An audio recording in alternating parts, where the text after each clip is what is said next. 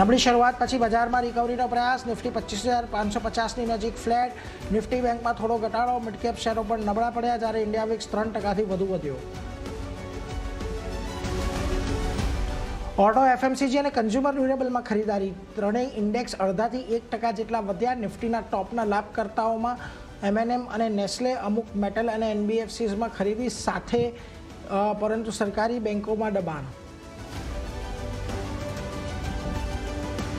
અપેક્ષિત પરિણામો છતાં ઇન્ફોસિસ અને વિપ્રોના શેર ઘટ્યા. લગભગ 5% ઘટીને નિફ્ટીના ટોચના લૂઝર બન્યો વિપ્રો, જ્યારે જીઓ ફાઇનાન્શિયલ્સ બીજા ક્વાર્ટરના પરિણામો પછી સ્થિર ટ્રેડિંગ કરી રહ્યું છે.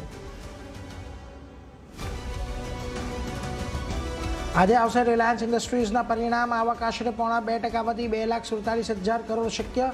એબિટા અને માર્જિનમાં પણ વધારાનું અનુમાન. O2Cમાં સારા ગ્રોથની અપેક્ષા, તો જીઓનામાં પણ સારા પ્રદર્શનનું અનુમાન.